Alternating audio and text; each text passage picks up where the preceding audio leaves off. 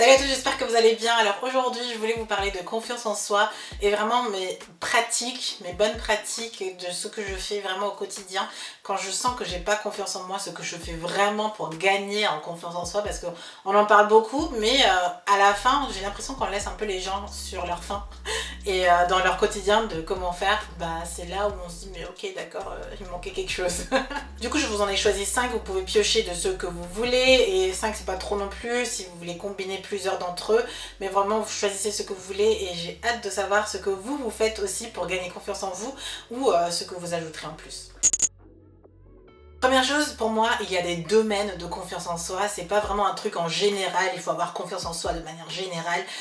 J'ai confiance en moi quand je suis chez moi, quand je tourne mes vidéos, quand je dois parler de beauté. Par contre, quand il s'agit de parler de, je sais pas, d'électricité, ou de parler à quelqu'un qui n'est pas du tout dans mon domaine, ou je sais pas, être sur scène, bizarrement, j'ai moins confiance en moi et je ressens ce moment où je me suis dit ok non je suis pas faite pour ça, non je peux pas faire ça, non. Du coup clairement je trouve qu'il y a des domaines où on est bon et des domaines où on est moins bon et généralement là où on est moins bon on est censé avoir une certaine confiance en soi et c'est ça qui nous fait stresser. Le domaine ça peut très bien être la vie amoureuse, mais la vie avec les amis ou sortir de chez soi, avec les inconnus, au travail. Il peut y avoir tellement de domaines différents et je suis sûre qu'il y a moins un où vous êtes confiant, où vous êtes comme vous êtes. Souvent c'est aussi quand on est seul dans notre chambre, dans notre pièce, où là on se révèle, on se dit mais ouais je suis drôle en fait, où il y a des trucs qui me font rire, où là je me sens bien, etc. Du coup pour gagner confiance en moi, je transpose certains trucs qui marchent dans les domaines que je sais, où je sais que je suis bien, dans un domaine où je me dis ok. Je peux donner l'exemple du travail. Donc en fait en commençant avec YouTube, à force de parler devant la caméra, je suis devenue quelqu'un qui aime bien parler en fait face à la caméra et quelqu'un qui est assez ouvert en discutant finalement. Je pensais pas trop ça de moi mais bon ok finalement c'est des choses qui sont faites. Et j'ai commencé tout doucement à le mettre au travail. Donc à l'époque j'étais encore responsable ressources humaines et j'ai commencé à vraiment créer des liens avec les collègues, etc. Jusqu'à ce qu'on me dise oui mais Shirley, ton rôle ça va être d'être le soleil du groupe et de l'entreprise. Je dis ok d'accord. En réalité c'est parce qu'en fait j'avais transposé quelque chose où j'étais bon dans quelque chose où j'étais moins bon et bizarrement ça m'a fait progresser, ça m'a fait gagner en confiance dans là où j'étais. Je me suis dit bah tiens je suis une bonne RH en fait finalement, je sais faire ces choses là et petit à petit j'ai avancé. Et pour ceux qui sont là sur YouTube à me suivre depuis un petit moment, vous avez pu peut-être le voir, c'est que plus je me sentais bien avec la situation, plus je transposais de qui j'étais et que je voyais que ça se passait bien, plus je m'ouvrais et plus j'étais moi-même en fait devant la caméra. Mais au début c'était pas du tout ça, hein. Au début c'était difficile. Salut tout le monde. Voilà, rapide vidéo sur mon maquillage du jour. Donc c'est le maquillage que je me fais tous les jours pour aller en cours et voilà, c'est rapide, efficace et simple. Voilà, j'espère que la vidéo va vous plaire et cliquez les pouces vers le haut si vous aimez plus de vidéos ou dans la barre de commentaires vous pouvez mettre des vidéos que vous voulez. Donc j'espère que la vidéo vous plaira. À bientôt. Alors je suis quelqu'un qui aime bien savoir. Quand je comprends les choses, c'est beaucoup plus simple pour moi à assimiler. Et du coup, je me suis vraiment posé la question de qu'est-ce que c'est que la confiance en soi quand même. Franchement, quand quelqu'un se dit non, j'ai pas confiance en moi pour telle ou telle chose, pour moi, ça se traduit en un sentiment. C'est qu'on se sent soit pas capable, soit on a peur, soit quelque chose. Mais c'est jamais vraiment quelque chose de concret, parce que c'est plus l'expression d'une peur ou l'expression d'un sentiment. Et une fois que j'ai analysé la confiance en soi de cette manière-ci, je me suis dit mais mince, les sentiments c'est jamais vraiment réel en fait, c'est vraiment ce qu'on s'imagine dans notre tête. Et une fois qu'on arrive à se dire en fait c'est pas réel, ça c'est pas encore vraiment réalisé, ça c'est pas encore fait, j'ai pas les preuves écrites ou vécues pour dire que non ça ne marchera pas ou non je ne peux pas faire ça ou non tout simplement, en fait c'est que c'est faux. Et c'est comme ça que je me lance dans des trucs où je me dis je me sens pas trop confiante de faire ça, mais je me sens pas.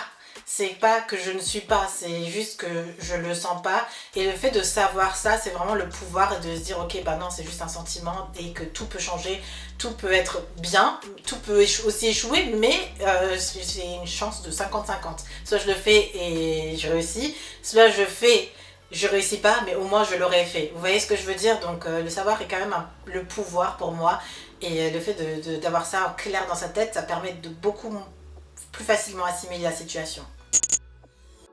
J'ai remarqué ça très récemment en fait, à chaque fois que je me dis non j'ai pas la confiance pour faire ça, non je me sens pas capable de faire ça, non je pense pas que je peux faire ça. À chaque fois que j'ai vu, senti ou entendu ce genre d'expression, je me suis dit mais non attention c'est un indicateur. Souvent ce qu'on pense, ce qu'on aimerait, tout ce qu'on se dit dans notre tête sont aussi des indicateurs sur ce qu'on veut ou qui on veut être en fait. Et souvent on se pose la question mais qui est-ce que je suis vraiment, qu'est-ce que je veux dans la vie, etc. Et là, ces moments-là, ces moments de doute, ces moments d'incompréhension ou de peur même, ben en fait pour moi c'est vraiment un indicateur de qui on est, qui on aimerait devenir. Et c'est pas à négliger en fait. Et ça nous aide vraiment à nous diriger et prendre parfois des mesures qui font un peu plus peur que plus confort. Parce que si on reste dans notre zone de confort, on pense toujours à ce qu'on aimerait, ce qu'on pense qu'on n'est pas capable de faire. Mais en fait, c'est parce qu'on aspire à plus et on a le droit d'aspirer à plus. Et c'est pas mauvais, c'est pas méchant, c'est qui vous êtes en fait. Il faut parfois s'écouter et ces doutes-là ou ces sentiments-là sont vraiment un indicateur pour moi. Et à chaque fois que j'ai l'impression que je ne suis pas capable ou je me sens pas très confiante, je me dis ah tiens, peut-être que c'est quelque chose que je devrais faire, ou du moins considérer, ou du moins adapter pour que ça matche un tout petit peu dans ma vie. Voilà. Alors cette règle elle est super connue et du coup j'ai acheté le livre pour en savoir un peu plus, mais de manière générale sur internet vous trouvez toujours ce qu'il vous faut. La règle de 5 secondes de Mel Robbins, c'est tout simplement quand on a ce moment de doute où on se dit non j'ai pas confiance en moi, ou on se dit non je suis pas assez confiante pour porter un rouge à lèvres aussi rouge. Le moment où on se dit ça, tiens, tac, dans 5 secondes il faut faire les actions pour le faire, just do it. Et de se mettre dans l'action parce qu'en fait c'est que l'action qui va tuer ses pensées et vous mettre en mode ok non c'est que de ma tête, et le fait d'agir va vous sortir de votre tête et vous êtes dedans et bon bah d'accord ok on fait hein. À l'école j'étais pas la plus confiante en moi et quand le maître ou le prof m'appelait pour venir devant tout le monde parler, je dis non j'ai pas confiance en moi, je peux pas faire ça, mais en fait 5 secondes ok c'est bon il faut le faire. Et c'est parti. Et c'est là qu'on se rend compte que c'était pas si dur que ça, ou du moins on est encore vivant, ou ça va, on a survécu. Hein. Mais je pense aussi à quand j'étais célibataire, et en Allemagne en fait les garçons n'abordent pas les nanas. C'est un concept assez bizarre à comprendre et à vivre, mais pour ceux qui ne connaissent pas, j'étais 4 ans célibataire, du coup bon ok, voilà les histoires de célibat. En Allemagne, les garçons n'abordent pas les nanas, et moi je me suis dit non mais je peux pas venir parler à un homme, qu'est-ce que je vais lui dire ou je sais pas. Et je me rappelle très bien un soir où on était en bar et je voulais pas, et je me suis dit bon bah ok je le fais. Et à ce moment-là, franchement, le mec il était super content, enfin ouais, tout se passe bien à la fin. Et c'est juste l'action qui a tout changé. C'est dans ma tête, j'ai tué le truc, je me dis mais non, je suis pas du genre à venir appeler le mec, etc. Mais bon, c'est le moment où tu veux le faire, allez, vas-y quoi. Et franchement, ça a changé pas mal de choses, et même tout ce qui est rapport discussion avec les hommes, à la fin, ça a été beaucoup plus simple en fait, parce que je l'ai déjà fait. Et une fois qu'on a déjà fait quelque chose, ça devient plus simple, et encore et encore. Et après, il faut bien sûr pratiquer. Et l'action, c'est vraiment ça qui va vous donner la concrétisation. Et je pense que c'était le point le plus important, parce que c'est que dans l'action qu'on peut changer, ou qu'on peut vraiment se dire ah oui mais en fait c'est faux, en fait c'est parce que vous l'avez déjà fait, et le cerveau fonctionne par ce qui marche. Et quand tu as déjà fait, que tu vois que t'es pas morte, que tout va bien, bah en fait c'est normal, donc tu peux le refaire et encore et t'améliorer.